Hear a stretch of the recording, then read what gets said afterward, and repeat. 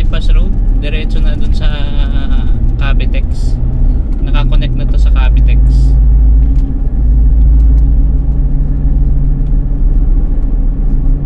Ayan, di ka nadadaan ng mga service road. Pagbaba mo dun na sa Parañaque Toll Plaza, sa may part ng Bacoor.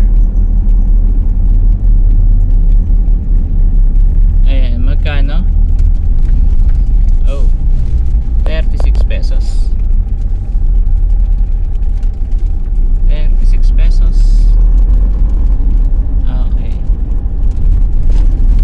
So, 35 and 36. Ayan ay hanggang doon na sa may part ng Bacoor. Ayan, dire-diretso na tayo. Para ako lang nag-iisa dito, mga ka-videos.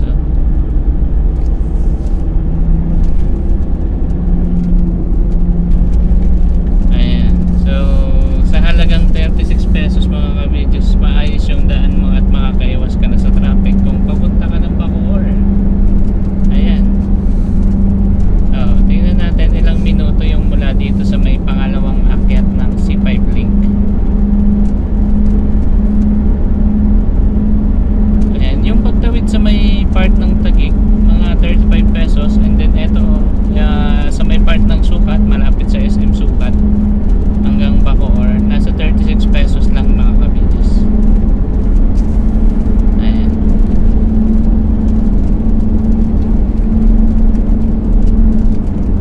So dito tayo sa may bandang kaliwa at dito daw ang Bacoor.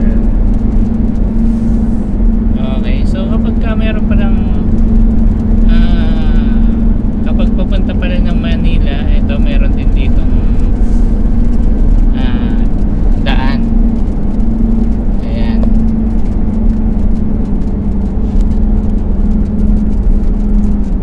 Ay, ito na pala agad eh. Oh, ito na pala agad eh. Oh, nakakaperaso. 3 minutes lang. 3 minutes lang mga ka-videos mula dun sa may SM Sukat hanggang dito sa may Bacoor Toll Plaza, Cavitex. Ayan, 3 minutes. 3 minutes and 4 seconds. Andito na tayo. O, diba? Napakalaking bagay nito. Talagang 36 pesos mga ka-videos. So, dire-diretso na tayo hanggang sa saan ba ang exit natin? Okay, tingnan natin ang exit natin kung sa Bacoor or sa okay, sa Bacoor. Bacoor exit tayo mga ka-videos.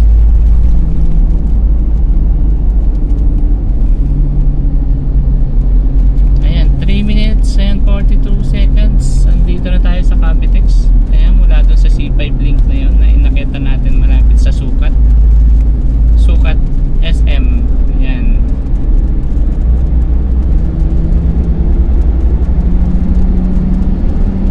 Okay, sa Cavitex na tayo mga ka-videos. 4 minutes. Ayan, 4 minutes nandito na tayo sa Cavitex. Wow, mapapawaw ka sa bilis mga ka-videos. Eh kung nandun ka sa service road, mga 10 to 20 minutes bago ka makarating dito sa area.